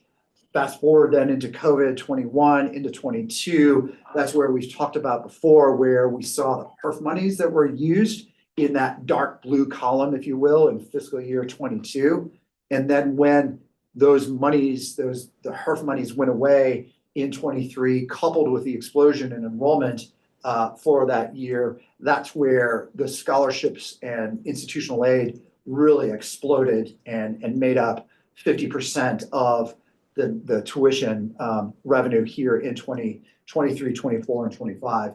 And unfortunately, when you see the enrollment starting to buckle like it does in 25 and 24 and 25, there's no change in that institutional aid number. It's just it's where we found ourselves where we're at today. So this was just to provide us some history in terms of scholarships. We just touched on this before from the SBC presentation where we stacked with other LGIs. This is, again, from our previous presentation, just level setting people in terms of the plan of the 20% and what it looks like in the pro forma. And now finally, let's just talk a little bit about the current state in terms of what we have in terms of scholarships. In the top box, you'll see at the very bottom next to the little one, circle one, that $33 million. If you go back to the budget versus actual discussion, I had mentioned that our scholarships right now, the dust has settled and we're going to end the year at about $33 million. That's that $33 million number. How is that broken out? You can see about 5% of it is going to academic merit, 4% to special interest groups, about 4% to the band, about 6% to athletics, and then 30% go into the category of other. What's in the category of other? That's in the table that's right below it in the breakout in terms of, you'll see at the very bottom, the $20 million from the top. How that's broken out? You'll see the TSU full ride scholarship of about $11 million. You see university scholarships of about $6.5 million. These two categories is what we see up here in fiscal year 23 when there weren't any HERF money left or federal funds left. These scholarships were created for those folks who we didn't necessarily have funding for, or the administration at the time did not have the funding for. And that's largely the bulk of this $20 million other. One other item of note here, these, as you can see in bullet 3, this around $18 million of full ride scholarship and university scholarships are largely juniors and seniors right now. And they will, these scholarships, full ride scholarship and university scholarships are not in effect. They're only in effect for people that have them today, juniors and seniors. They are not something that we have going forward as we go forward over the next 5 years. So what does that look like in terms of fiscal year 26 and what that looks like? We talked about this 20% cap. So in the middle column there in the sky blue colors, you'll see all the way down at the bottom with a little 1 circle. Right above that, you'll see 20%. So this 20% is related to the first time in college freshman cohort for next fall of 25. When you go up to the very top, you'll see a gross tuition and fees number. All the way over to the left, the total amount, that's $62 million. That's our pro forma estimate of tuition and fees in the model for fiscal year 26. If you go to the left in the sky blue, that 11 million is the share that's applicable to the first time in college cohort for next fall. So that group in itself is around 11, almost $12 million of tuition and fee revenue. And that is the number by which we would set the cap of 20%. Or if you go down below, you'll see that's a total pool of about 2.4 million for this freshman class only. The total scholarship amount or total budgeted in the pro forma is represented all the way over to the right. And that's the $26 million, but that's our budget. If you take into account the existing scholarships that we have today that we've made commitments to, and then you add to that this 20% of next year's freshman class. So you do have that TSU full ride. You do have some of those university scholarships that today are juniors that next year will be seniors, and there's no change in that. And that's what's captured in that other line, if you will. You'll see it's about $14 million. Going back to the freshman cohort, this 20%, we put together a percentage based on historical averages of, how much is academic merit, how much is special interest, band, athletics, to get just a ballpark in terms of what would be allocable. At the end of the day, it would be, I would envision that maybe you don't need as many band scholarships, or you have the ability to move certain band scholarships or other scholarships to more academic merit if you want. But at the end of the day, as long as we continue or keep in that 20%, or in this case, $2.4 million range, is the thought process by which we built this. Now, I say that this is given certain enrollment assumptions, and our enrollment assumption for that freshman class for next fall is around 950, 980 first time in college freshmen. If we exceed that, obviously this numbers get bigger and the scholarship number gets bigger. So, there's a lot of variables at play here when we think about this and think about how the numbers come out. So then where are we at right now with this freshman class? We've been working, almost daily at this point. A lot of that is because the scholarship teams started down the path in November and December of awarding scholarships. And so we're playing a little bit of catch up here in terms of we had a pro forma that we put out there, but yet we've got some offered scholarships out there so that we've got to balance that out. And so this is kind of a running total, if you will, of where we're at by category. You'll see in the column that says pro forma totals. If you go down to the bottom, you'll see that $2.4 million number from the previous page. And you can see here how, as we go left to right, how we kind of break out, what the amount has been offered, whether or not there's an adjustment to it, what the forecasted amount is right now, and again, where we're, what that does in terms of a remaining budget, if you will. I can tell you that this is a ever-evolving analysis that you're seeing here. And in fact, we just had our scholarship call today. There's some things here that don't make this as cut and dry or simple as we would like. One of it is being athletics. Because we have rules with respect to being a Division I athletic institution, we have to have a minimum number of sports, and we have to have a minimum, or we have to have a ratio per se of female scholarships or female athlete to male. And given the fact that we've got a football team that has a lot of males on it, we balance that with other female sports and male sports for that matter. But I say all that because while we like to keep a cap at a certain level, there are things that we have to make sure we manage around from a compliance standpoint with respect to, Division I athletics and the fact that we are a Division I program. And so that's one of the balancing acts that we have here. When again, I would like to put this on the agenda when we do tuition. This is more informational in nature, but when we come back to you, I hope we will have a much more clear picture of how these numbers are falling out, where the percentages fall out.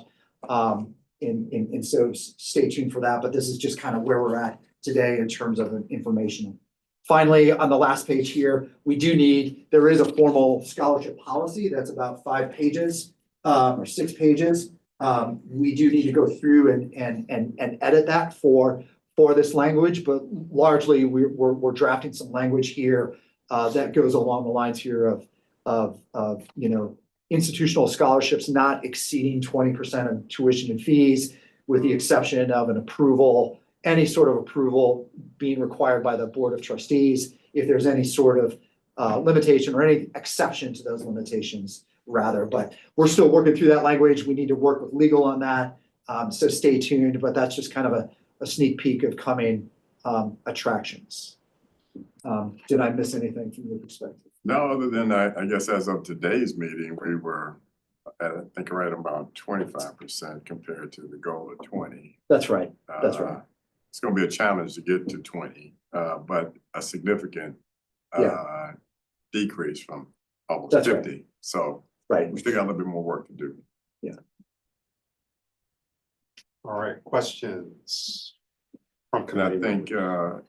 I may get ahead of myself, but so if you come up differently than getting to the 20, what's the expense offset you have to do? And I think right now I think Bo was saying somewhere around 600,000.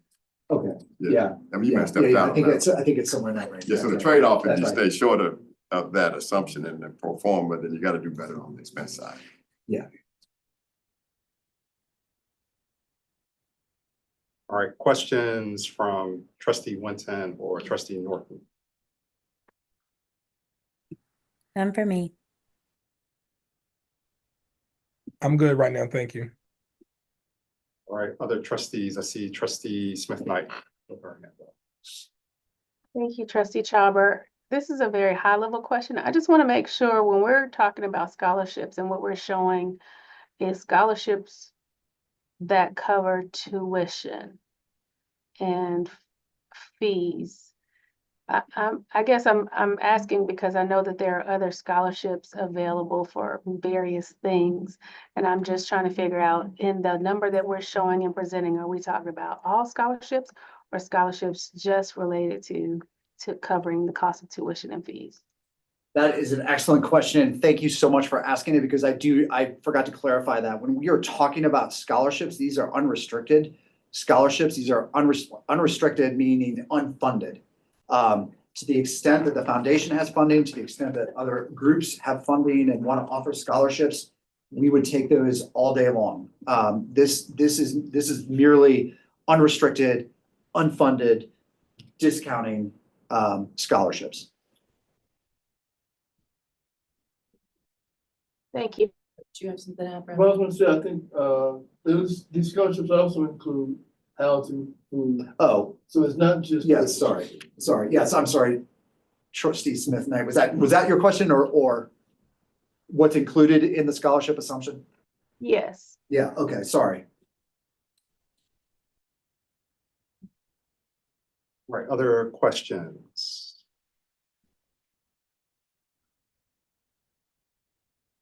They're letting you off the hook on this. Warn them out. Is that everything? Wow.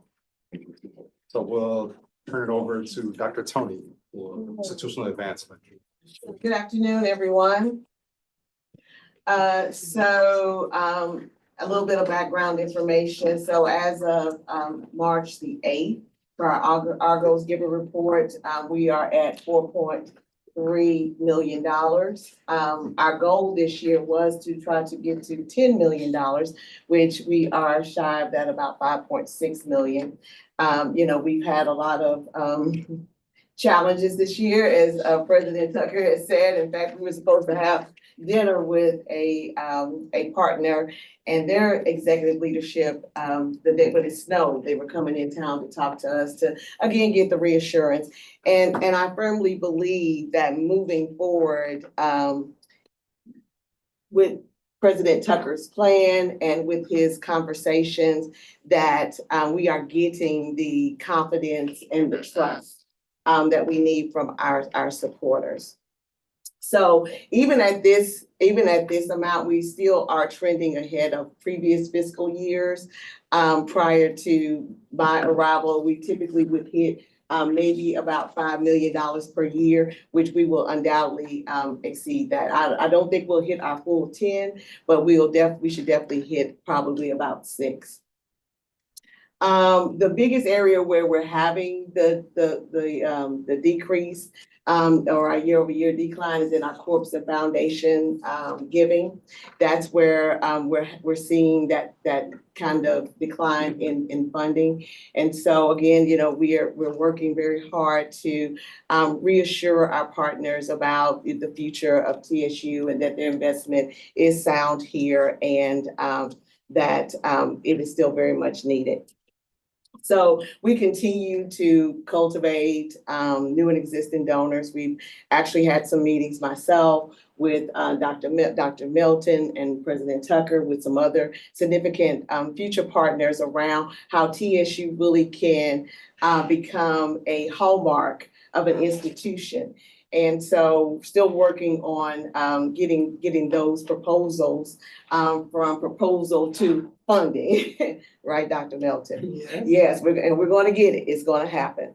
And so we are continue to steward our gifts. So, we're still doing our personal notes from the president. We still are having our engagements and having all of our meetings. The president has been traveling, and that is to address any questions, any concerns. And he and I have sat through some very tough meetings to hear some really direct feedback, and we appreciate all that feedback because it does help us as we're moving forward. The highlight, though, what I would like to say is that over the past 6 months, I would say, our alumni giving is up. And this is the first time since fiscal year 19. Since fiscal year 19, alumni giving had a trending decline. For the first time, it is on an incline, which is good, which is showing that our alumni, they do have the faith, they're committed to it, and they're investing. And so we are seeing more and more alums come in and do larger gifts, do $20,000 gifts, do $25,000 gifts, which are their first time making gifts of that nature. So we're very happy with that. And again, the president is constantly having these conversations. As he mentioned, when we have traveled, so far we've traveled to Memphis and to Chicago. I just sent him several more trips. And every time we have walked away with the encouragement of, okay, I feel better now. Thank you for answering those questions. I want to give, because as he has said, some of these donors are right at $1 million, right at $1 million donors. And so we have strong faith that they will continue to give, and will give once the campaign comes out after having these conversations and getting their questions answered. It's very important to do that. So we're very thankful again that our alumni giving is up. In addition to that, part of what the challenge for the team is to do is to increase our alumni engagement. So, it's some alumni belong to alumni chapters, which is fine, but there's quite a few who don't. So for example, we were in Chicago. There are about 2,000 alums in that area. The chapter has, I think he said, about 100 and 14 on the roll, and about 40 paid, and only about 20 show up for meetings. So our goal is to make sure that we are engaging alums, not just the chapters, but alums in general. So one of the things that I asked us to do this year was to bring back our reunions, our 5-year reunions, to again get alums engaged, get them back on campus, and get them connected to the university. And so this traditionally the weekend of commencement has been for vintagers and golden vintagers. Well, 40 years is a long time to wait to come back for your reunion. So starting out at that 5-year mark and doing it in 5-year increments is our goal. So as of last Friday, and this, we have 15 classes that are participating. So these are classes 1950 to 2020. And that are ending in the 0s and 5s. So we have 111 committed so far, with 288,000 raised at this time. One of the things we're very happy to see develop is that we will finally have a development software platform, which is very important for fundraising. So it allows us to be able to keep notes and to automate a lot of our processes. So right now, a lot of things are extremely manual, and so it can be difficult to have really good integrity in some of our data. But moving forward with this software platform, which will be Blackbaud, which is a highly popular development platform, especially across universities. This will help us to automate a lot of our manual processes that are very time consuming. So Layron Walker, who I'm sure probably a lot of you know, who is on the foundation board, has been really a strong stalwart with us in moving towards this effort. So we finally have everything through legal. And so Layron is helping us with the migration along with Sterling and his team, so that we will have our documents, we'll move from paper to, what's it called? We're digital. Yes, digital, but we're scanning. We'll be scanning the documents to move them over to digital, and to have new clean data in our database system. This also will allow for us to run reports much easier, and to be able to manage each of our funds and our engagement and our appeals. So this will make it easier for everyone as it relates to managing our portfolios and engagement with our donors and prospects, as well as alumni. One of the things that it will also allow is for people to be able to see where they are with their account. So if you have an account, or if you have a foundation, a scholarship, you'll also be able to see where you are with your scholarship, if you want to add some funds and that type of thing. So that's it for institutional events. All right. Questions from Trustee Winton or Trustee Norfleet? No questions for me. I'm good, thank you. All right. Questions from other trustees? I did. I tried. Finally, Yeah, broke one Trustee question. Qualls. They He's ready broke to me. ask a question. It's not really much. I got on you for at least 5 questions. No, That was the betting pool. It's a question, comment, kind of follow up from November meeting about the alumni and alumni association. So, I mean, I heard you say that alumni, some are in chapters, some are not. But one of the things that I would really like for us to look into going forward is this alumni association model. And so for our, next meeting or so, really have something to come back at alumni associations. What does it look like at the universities?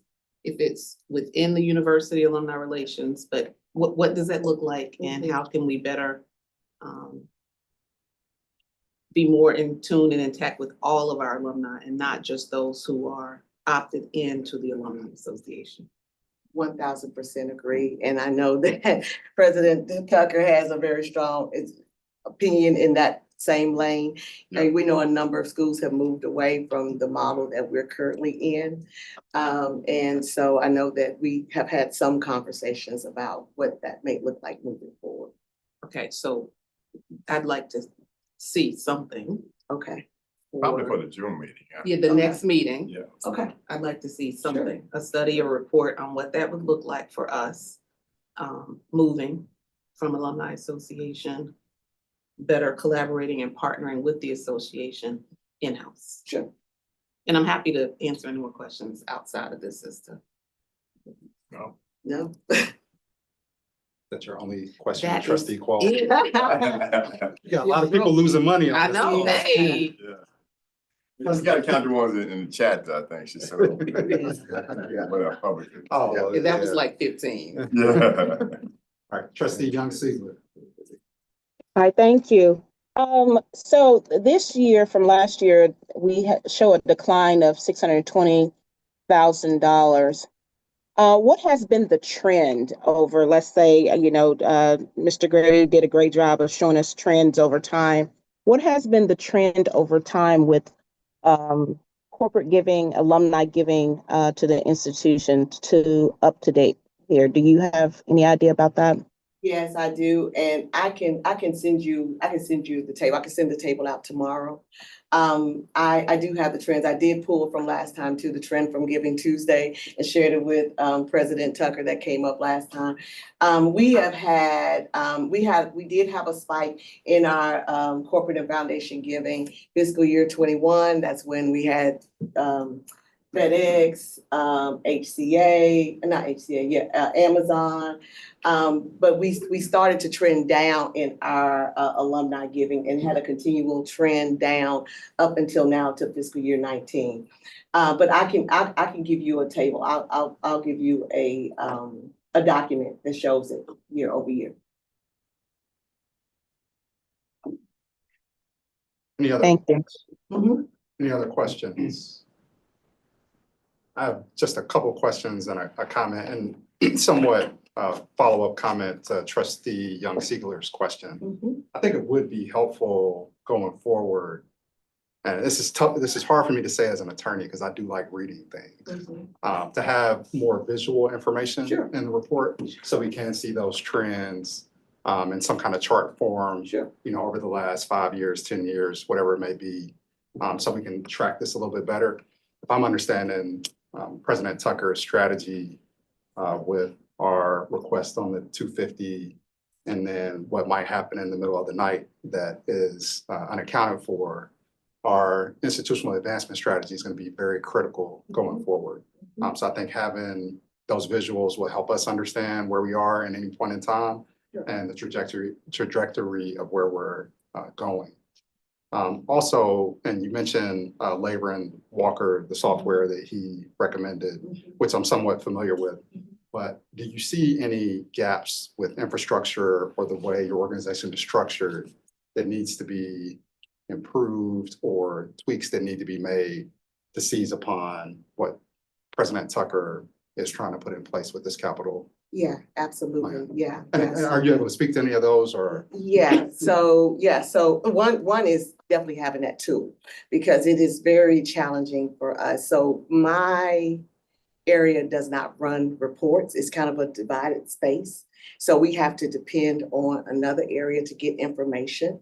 So this will now eliminate that barrier to information for us. So we'll have more access and the ability to really provide the reports that you're asking for. Two, we do need more around fundraising. We don't have enough fundraisers. We don't have an annual fundraiser right now. So right now, what I had to do is kind of realign and reassign some duties to cover in those spaces where we have gaps. So we do need more. We don't have a prospect researcher either. So we don't have someone also helping to identify. So we have technically 3 fundraisers. If you include myself, there's 3 of us. So that means that every time we're trying to do something, we're trying to do the research, we're trying to do the ask, trying to do the proposal, and trying to do the follow-up, versus where, when you're going into a campaign like this, like when I was at Meharry, we went into a big campaign, we did do a staff up. so that we had the manpower to be able to handle that. And that was just for 125 million. And so we're not where we need to be. The software will be a big help to us, a really big help. And then we've also been able to add Crescendo. So, which helps us with our estate planning, because there's a lot of opportunity around estate planning that we have not seized as a university, but now we have an expert in that space as well as the software to do it. So there are some more pieces that we will need to add to that, which I plan to go over in my budget meeting with him next week. And with that, I mean, might be helpful because you mentioned the gaps with staff. Mm-hmm. I know a little bit more about your department and how it's staffed, just from prior experience. Some of the other trustees may have an appreciation for it, but it might be good for us to get kind of a organizational chart and who does what, so we can understand, where those gaps are, again, visually, and we can kind of place it and understand what the strategy is around the capital campaign moving forward. Yeah, I just turned that in. That was just requested. Yeah, so we can send a link to everybody, all the trustees. We're just not finalizing all the org charts across the university. So we'll send that out to everybody. Trustee Smith Knight. Thank you, Trustee Chopper. Quick question. I know that some of the other departments and colleges also are raising funds. How does that roll up into your area? And I guess kind of going back to that org chart, do they report directly to the deans, the individuals who are raising funds in the name of the university, or are they under you? So they're not under me, but we work collaboratively. So typically, when there's an opportunity, let's take Amazon, for example. So we work very closely with Dr. Melton, the deans, and department heads on what is part of that gift and that rollout. Or like with a regions where it is multiple offices across the university, such as career services, athletics, media relations in my office. So we all work together. So Angela Wynn in my office, that is her role, is to make sure that the executions that are supposed to happen across the university are happening. And so, and that they're happening timely. And so we will collaboratively meet, and we do have update meetings to make sure that everybody is functioning. We do ask that before there are certain asks out, that, the conversations have with our team to make sure that there's no conflict. But oftentimes, donors too will reach out. They will reach out to us with the information, or copy us on the information to make us aware if there's something that is being discussed or going on in a specific area. Thank you. All right, any other questions? Trustee Young-Sigler. Just so that we are clear, so I'm just talking at TSU, how is it that gifts are categorized as part of the institutional advancement portion and foundation? So if I have a donation from a major donor and they say, I want to give to a specific foundation account, are those monies factored into your area in institutional advancement? How does that work for us here at TSU? Yeah, so anything that's private, so any private philanthropy that would go through the TSU Foundation. So if you wanted to write a check for $1,000, you would make it payable to the TSU Foundation, and in the memo you could designate it to, Bradley Scholarship. So when the check comes in, it goes to the foundation, and then it is input into the system with the designation. So if it was Bradley Scholarship, or what, alumni or unrestricted close the gap, that is the designation. So does every dollar go into foundation that's private factor into your of institutional advancement gifts? Yes. Thank you. Yes. All All right, other questions? Don't see any. So I will entertain a motion to adjourn. So moved. Second. Right. Take a vote on the motion. Trustee Chauber, Yes. trustee Winton, Yes. trustee Norfleet, Yes. motion passes. All right, we are adjourned. Thank you, everyone. Thank you. 45 minutes. Nice job. Try to have a little-